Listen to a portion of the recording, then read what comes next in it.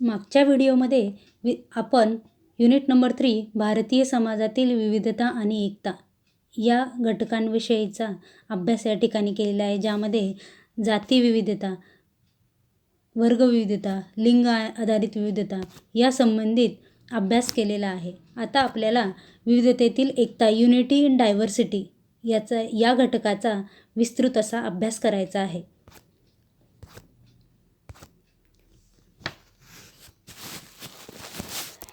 भारतातील एकतेची प्रक्रिया या ठिकाणी आपल्याला जाणून घेणं खूप अपेक्षित आहे, गरजेचं आहे.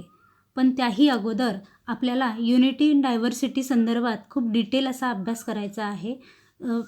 D.P. सिंगल यांनी इंडिया अँड वर्ल्ड सिव्हिलायझेशन्स या पुस्तकामध्ये विविधतेतून एकता हे सूत्र भारताच्या संपूर्ण इतिहासात दिसून येतं असं त्यांचं मत होतं.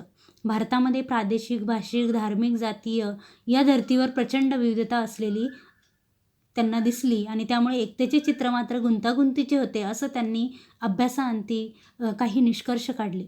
राष्ट्र म्हणून पुन्हा एकजूट होण्यासाठी अशा एकतेचा उपयोग होतो, यासाठी नेमका अर्थ काय, असेही प्रश्न त्यांना पडले.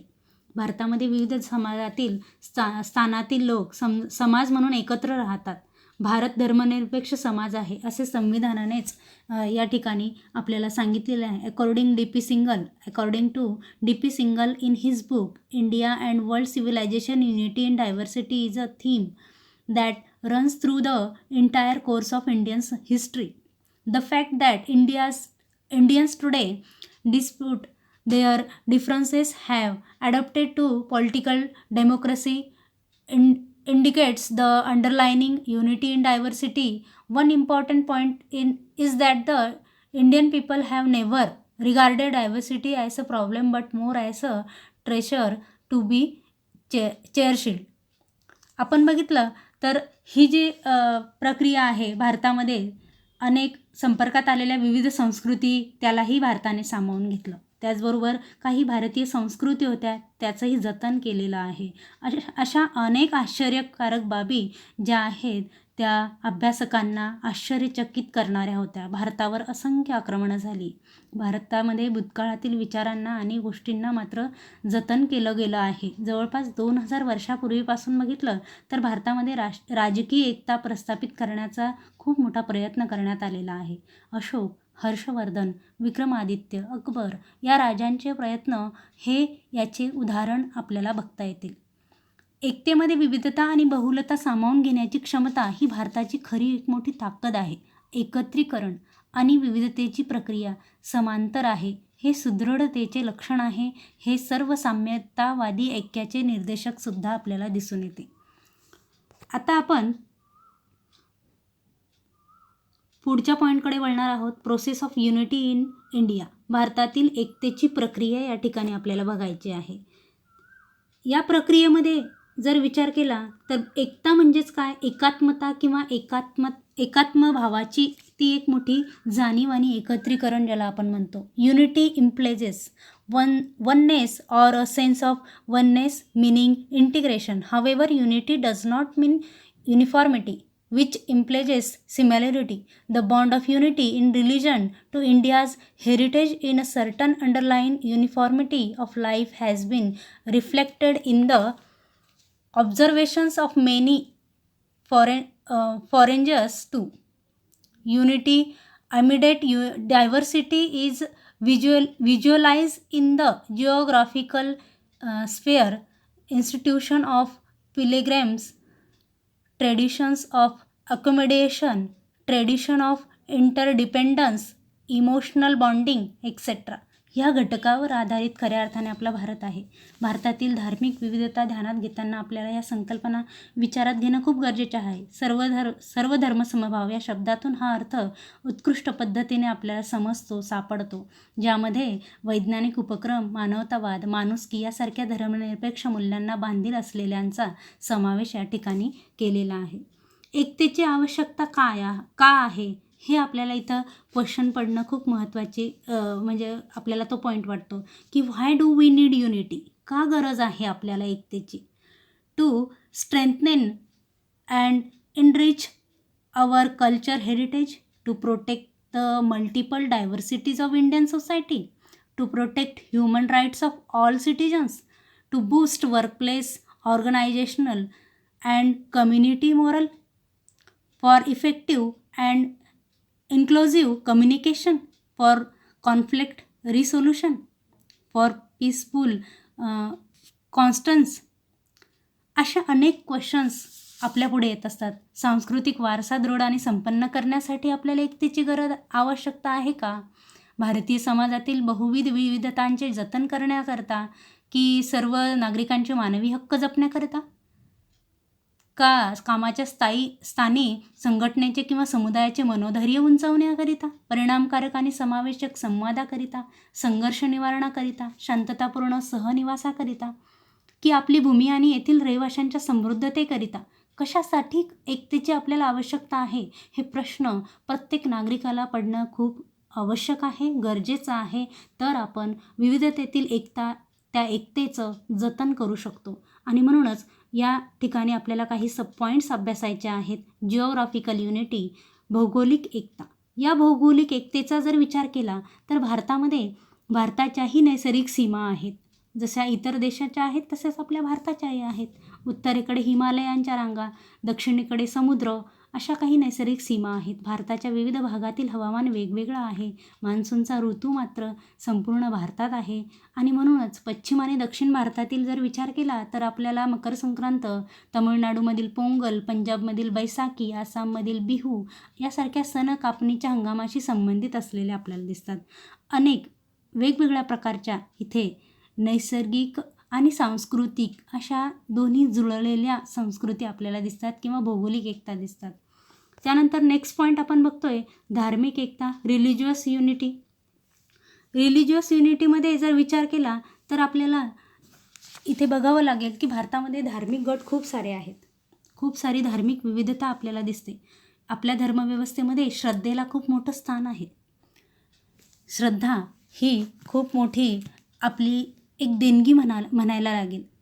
Religious unity in India find its experience through place of worship scattered all over the country.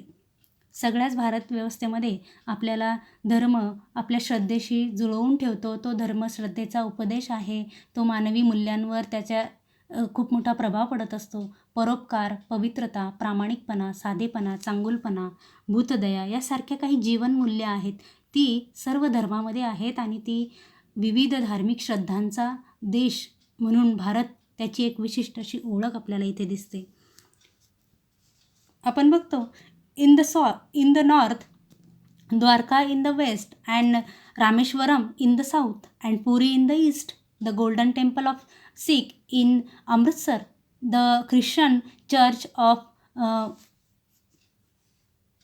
वेलाकन्नी. या ठिकाणी आपल्याला हे सगळे असलेले काही धार्मिक स्थळं दिसतात की जे देशभरामध्ये आपली एक वेगळी ओळख, वेगळा ठसा पर्यटन क्षेत्रामध्ये उमटताना दिसतात. आणि म्हणून ही एक धार्मिक विविधता जी की भौगोलिक दृष्टिकोनातूनही विचार केला तर त्याचा एक मोठा प्रभाव असलेला दिसतो. त्यानंतर पुढचं पॉलिटिकल युनिटी. पॉलिटिकल युनिटीमध्ये राजकीय एकता जी आहे ती आपल्याला अभ्यासायची आहे. भारतीय राज्यघटनेने देशात कायद्याचे राज्य निर्माण केले आहे. सर्व नागरिक कायद्यापुढे समान आहेत. व्यक्तीचा सामाजिक दर्जा, धर्म, भाषा, जात, लिंग, प्रदेश अथवा समुदाय यापैकी कुठल्याही घटकावर अवलंबून आपला नाही.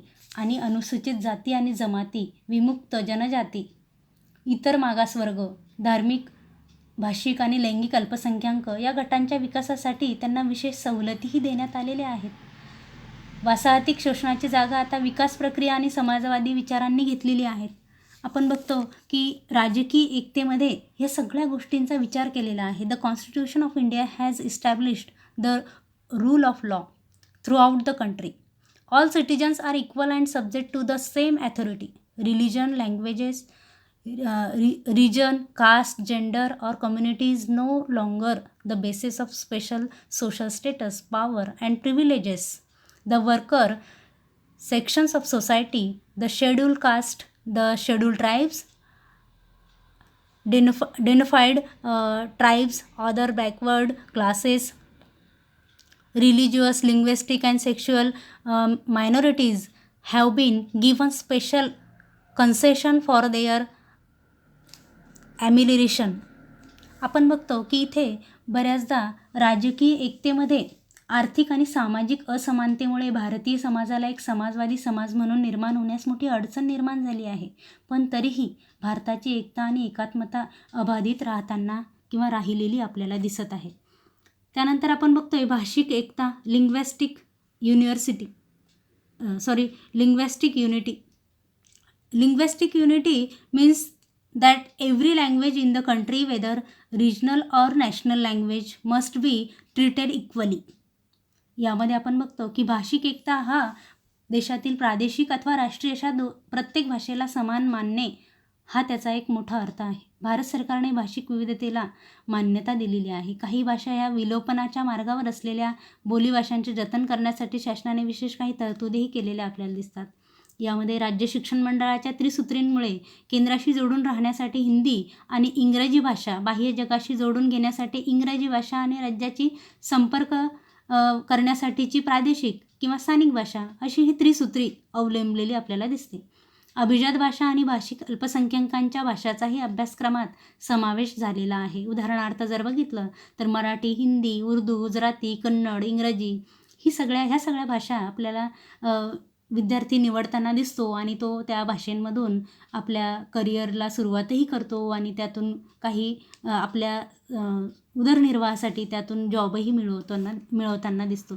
दूरदर्शन आणि आकाशवाणीवर वेगवेगळ्या काही भारतीय भाषांमधील कार्यक्रमांचे प्रसारणही होताना आपण बघतो किंवा ऐकतो. हे कार्यक्रम करोडो लोकांपर्यंत पोहोचावे हाच त्यामागचा त्यांचा मूळ हेतू, उद्देश असतो. The 3 languages formula followed by all state education boards enable the inculcation of Hindi and English as languages to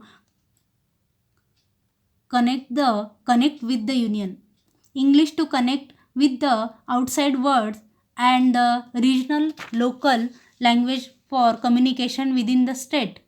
Classical languages and languages of linguistic minorities have also found a place. Doordarshan and Akashvani have programs in multiple Indian languages that reach out to millions of people who tune into them. ज्यांना ज्या भाषेत radio ऐकायचा आहे त्यांना ती भाषा आज रेडिओवर उपलब्ध आहे. त्याचबरोबर आज ह्याच भाषेतून रेडिओ आपल्याला आपल्या हातात, आपल्या फोनमध्ये सुद्धा ऐकता येतो. इथपर्यंत ह्या भाषिक एकता आपल्याला असलेली दिसून येते. Cultural diversity. नेक्स्ट पॉईंट आपण बघतोय सांस्कृतिक एकता. सांस्कृतिक एकता अभ्यासताना आपल्याला Indian cultural exhibits culture unity reflected in the literature and through of different communities dispute the obvious differences in customs and traditions. या ठिकाणी आपल्याला अनेक प्रथा, परंपरा आहेत, त्यातला फरक या ठिकाणी लक्षात येतो. विविध समुदाय त्यातील वैचारिक वेष्टीकरण असलेलं आपल्याला दिसतं. दिवाळी, ओणम, रक्षाबंधन, ईद, नववर्ष, ख्रिसमस यासारखे सण आपण देशभर साजरे होताना बघतो किंवा आपण साजरे करतोही. आणि ह्या सगळ्या याच्यातून आपल्याला एक एकात्मतेचा संदेश आपण इतर सगळ्याच जगाला देत असतो. याचबरोबर आपण बघतो की काही विविध विचारवंत आहेत, कलाकार आहेत. अरविंदो, मदर तेरेसा, बाबा आमटे, रवींद्रनाथ टागोर, आरा, निझीम इझाकील, भीमसेन जोशी अशासारखे काही विचारवंत आहेत. त्यांच्या आजीवन कार्यातून एकतेचा संदेशच आजपर्यंत आपल्या भारतीय सांस्कृतिक एकतेतून गेलेला आहे. याचबरोबरच हेतू आणि भावनांच्या अस्मितेची सुद्धा जाणीव आपल्या ह्यात संस्कृतीतून झालेली आहे. सांस्कृतिक एकताचा जर विचार केला, there are various patriotic renditions of the national anthem of films based on the principle of cultural integration. These have showcased classical musician, singers, folk artists, craft persons, artists, speaker, sports persons, dance forms, defence services etcetera. ह्या सगळ्याच क्षेत्रात आपल्याला सांस्कृतिक विविधतामध्ये सुद्धा एकता दिसते. जसं काही कारागीर आहेत, कलाकार आहेत, क्रीडापटू आहेत, नृत्य प्रकार आहेत, संरक्षण सेवा आहेत, परोपकारी कार्यकर्ते आहेत, सुधारक आहेत. ह्या सगळ्यांच्या कामातून, सादरीकरणातून आपल्याला सांस्कृतिक विविधता जरी दिसत असली तरी यातून एकता अभिप्रेत होताना दिसते.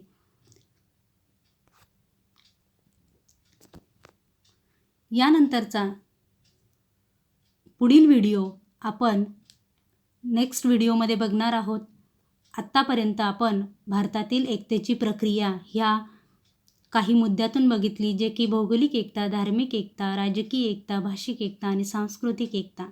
राष्ट्रीय एकतेपुढील आव्हाने, चॅलेंजेस टू नॅशनल युनिटी, हे आपण पुढील व्हिडिओमध्ये अभ्यासणार आहोत. धन्यवाद.